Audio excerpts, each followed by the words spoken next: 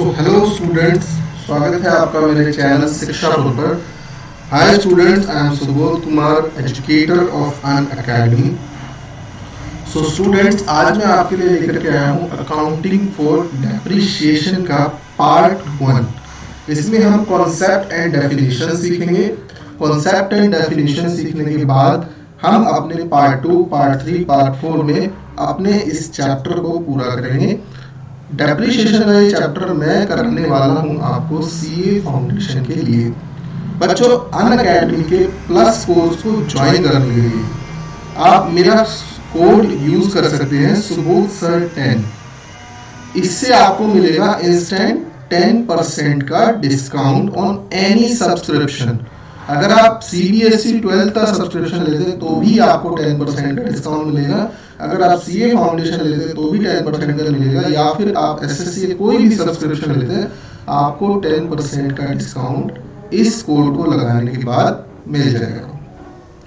So students, एक बार हम अन academy के बारे में थोड़ा सा डिस्कस कर लेते हैं।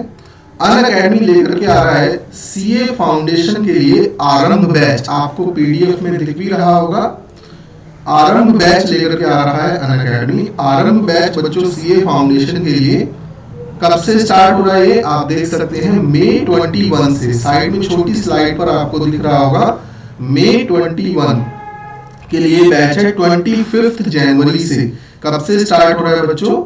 25 जनवरी से ये बैच आपके लिए स्टार्ट हो रहा है। और इस बैच में आपको क्या क्या मिलने वाला है, ये एक टेलर मेड बैच है, मतलब बनाया हुआ बैच है। इसके अंदर 4 एजुकेटर्स हैं जो आपको अलग अलग सब्जेक्ट्स पढ़ा रहे हैं। इस बैच के अंदर बच्चों, इस बैच के अंदर आप देख सकते हैं मई 10 25 जनवरी से स्टार्ट है। ये हमारे एजुकेटर्स हैं जो इस बैच को स्टार्ट कर रहे हैं। सीए फाउंडेशन के एग्जाम को क्रैक करने के लिए आपको ये बैच ज्वाइन करना चाहिए। इसके अंदर आपको लाइव क्विज भी प्रोवाइड किए जाएंगे, टेस्ट सीरीज भी आपको प्रोवाइड की जाएगी। बच्चों, हमारे इस बैच में क्या क्या होगा? रिवीजन होंगे, मैराथन होंगे, मॉक टेस्ट होंगे। एग्जाम से पहले आपको एक दिन का मैराथन भी प्रोवाइड किया जाएगा जो कि इसी बैच के साथ आपको मिलेगा। ठीक है, सब्सक्रिप्शन आप ले लीजिए।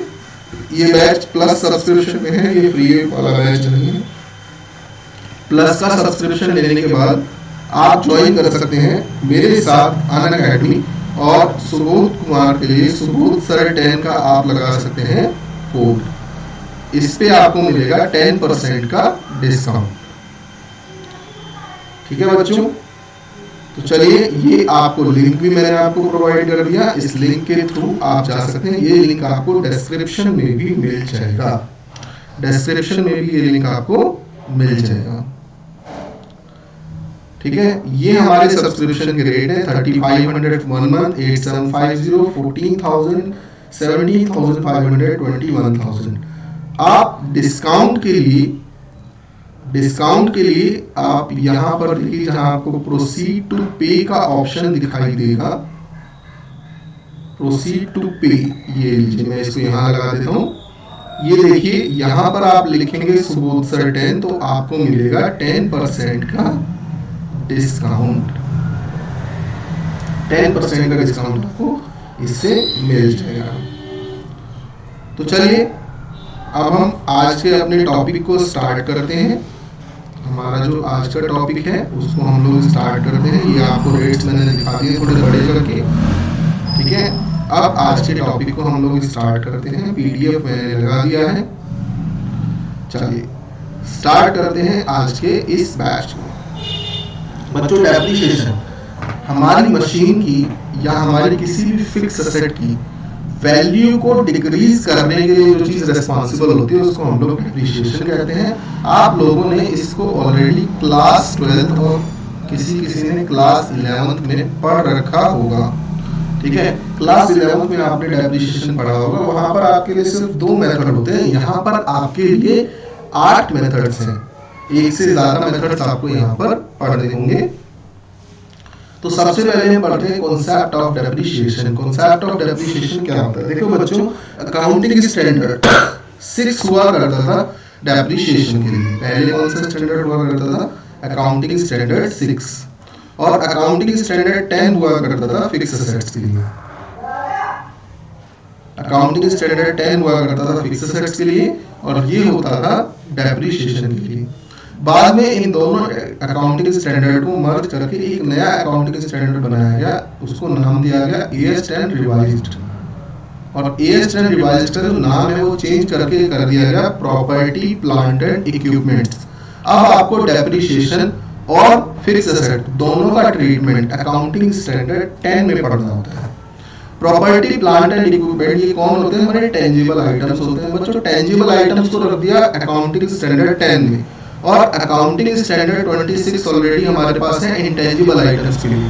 तो हमारे पास टेंजिबल और इंटेंजिबल दोनों के लिए अलग अलग अकाउंटिंग स्टैंडर्ड्स हो गए हैं। ठीक है, अकाउंटिंग स्टैंडर्ड्स के अंदर जो डेफिनेशन है वो क्या कहती है? Property plant and equipment are tangible assets are held in the use of production और सप्लाई ऑफ गुड्स और सर्विसेज। ठीक है, हम इनको रेंटल के लिए भी यूज कर सकते हैं, अपनी प्रॉपर्टी हम उसको रेंट पे दे सकते हैं, या फिर हम अपनी प्रॉपर्टी को अपने ऑफिस के लिए यानी एडमिनिस्ट्रेशन पर्पस के लिए भी यूज कर सकते हैं। ठीक है, are expected to be use during more than a period of 12 month. जो भी एसेट हम 1 साल से ज्यादा के लिए यूज करते हैं वो हमारी क्या बन जाती है बच्चों? डेप्रिशिएबल एसेट बन जाती है, या हमारी टेंजिबल आइटम बन जाती है। ठीक है, all the value of fix assets, यहां पर कुछ मिसप्रिंट है। All the amount of value of fix asset allocated in such manner respective accounting period is called depreciation. बच्चों जिस भी सिस्टम से, जिस भी मेथड से हम लोग अपनी एसेट को एलोकेट करते हैं उसकी अकाउंटिंग लाइफ में, उस मेथड को हम लोग क्या बोलते हैं? डेप्रिसिएशन बोलते हैं। हमारी नेक्स्ट स्लाइड देखिए, आपको बिल्कुल क्लियर कर देगी कॉन्सेप्ट ऑफ डेप्रिसिएशन। डेप्रिसिएशन के लिए बच्चों देखो हमारे पास ना शुरुआत में एक चार्ट दिया हुआ है। इस चार्ट से हम लोग समझते हैं कि हमारे पास है कैश कॉस्ट। कैश कॉस्ट है हमारे पास कितनी? 1 लाख रुपीज। इस पर 16,000 पर ईयर का डेप्रिसिएशन लग रहा है। 16,000 पर ईयर। अगर मैं 1 लाख में से 16 माइनस करूंगा तो बचता है 84। 84 में से 16 माइनस करेंगे 68। इस तरीके से हमारी एसेट की वैल्यू क्या होती रहती है? रिड्यूस होती रहती है। जिस वजह से हमारे एसेट की वैल्यू रिड्यूस होती है उसी को हम लोग क्या कहते हैं? डेप्रिसिएशन भी कहते हैं।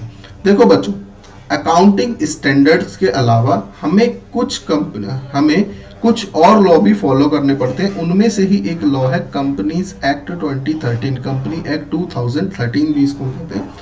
तो बच्चों इसके अंदर 7 शेड्यूल है, उनमें से सेकंड शेड्यूल है वो हमें बताता है डेप्रिसिएशन लगाने के बारे में। डेप्रिसिएशन का अमाउंट हम कैसे सिस्टमेटिक वे में एलोकेट करें अपनी एसेट्स की लाइफ में।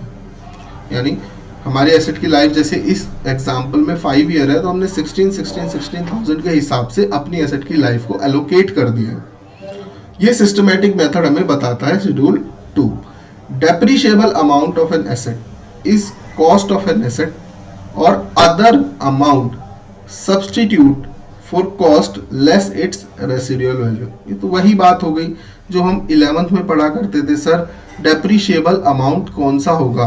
डेप्रिशिएबल अमाउंट मतलब जिस अमाउंट को हम डेप्रिशिएशन लगा कर कहाँ ले जाएंगे?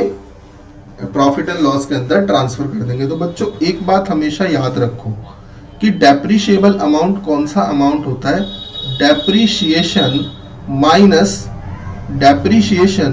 माइनस स्क्रैप वैल्यू या रेसिडुअल वैल्यू। हम लोग पढ़ते थे ना स्क्रैप वैल्यू या फिर residual value, RV, residual value. Scrap value या रेसिडुअल वैल्यू को जब आप माइनस कर देते हैं तो बच्चों जो भी अमाउंट मेरे पास आता है उसको हम लोग डेप्रिशिएबल अमाउंट कहते हैं। ठीक है, डेप्रिशिएबल अमाउंट। नेक्स्ट स्लाइड आपको कॉजेज ऑफ डेप्रिशिएशन बताएगी। कॉजेज ऑफ डेप्रिशिएशन का मतलब होता है बच्चों डेप्रिशिएशन लगने के क्या कारण होते हैं। देखो हमारे पास 2 कॉजेज हैं। पहला कॉज है इंटरनल कॉज, दूसरा कॉज है अपने पास एक्सटर्नल कॉज। इंटरनल में क्या होता है? इंटरनल में होते हैं सर वियर एंड टीयर, जो हम यूज करते हैं एसेट को, उस पर होने वाले खर्चे। एग्जॉस्टन, एग्जॉस्टेशन मतलब क्या होता है बच्चों, एसेट को ज़्यादा यूज़ कर लिया आपने, उसकी लिमिट से ज़्यादा, तो उसकी वजह से एसेट खराब हो जाती है। डिप्लीशन, जब हम किसी माइन को खोदते हैं तो वो डिप्लीट हो जाती है। डेटोरेशन का मतलब होता है जब आप मशीन के साथ नज़रअंदाजी करते हैं, गलत तरीके से मशीन को यूज़ करते हैं, तो वो हमारी डेटोरेट हो जाती है। एक्सटर्नल यूसेज क्या है, मशीन का टाइम बीत जाना, पुरानी हो गई है मशीन तो उसकी वजह से भी उसकी वैल्यू में कमी आती है। ऑब्सोलिसेंस, टेक्नोलॉजिकल चेंजेस की वजह से या फिर किसी फैशन की वजह से, कोई फैशन चेंज हो गया, पुरानी मशीन खत्म हो गई या पुरानी मशीन का ट्रेंड नहीं रहा, नई मशीन से ज़्यादा अच्छे प्रोडक्ट बन रहे होते हैं, तो ये मशीनों की वैल्यू क्या हो जाती है, ख़त्म हो जाती है।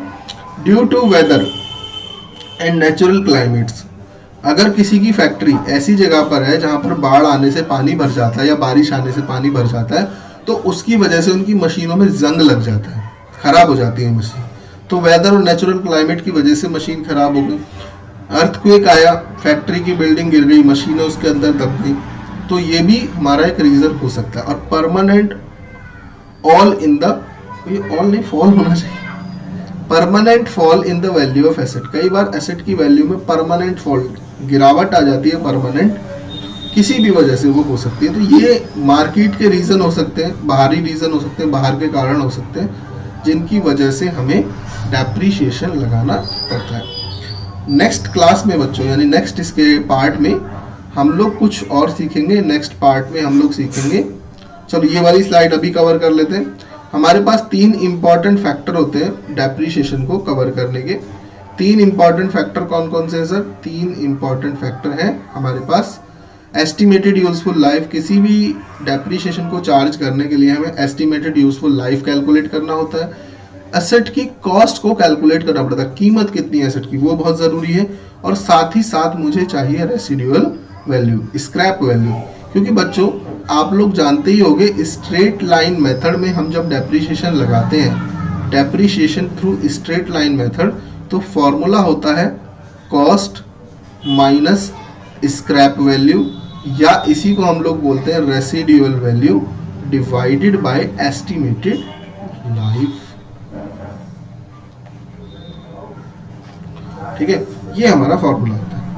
तो अभी की हम इस टॉपिक को यहीं तक रखते हैं, इसके बाद हम नेक्स्ट टॉपिक में इसके आगे की क्लास पॉइंट्स को या इसके आगे के पार्ट्स को डिस्कस करेंगे।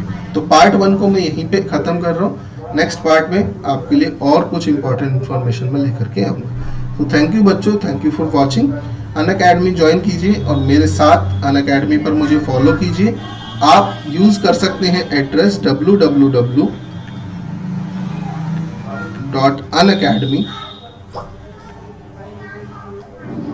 अनअकैडमी में आप जा सकते हैं सुबोध सर 10 लिखकर /सुबोध सर 10, आपको मेरी प्रोफाइल मिल जाएगी। या आप डायरेक्ट गूगल से भी मुझे फॉलो कर सकते हैं। आप डायरेक्ट लिखेंगे सुबोध सर 10 तो भी आपको मेरा अनअकैडमी लिंक मिल जाएगा। ठीक है बच्चों, मिलते हैं अपने नेक्स्ट पार्ट के अंदर। Thank you so much, thank you for watching.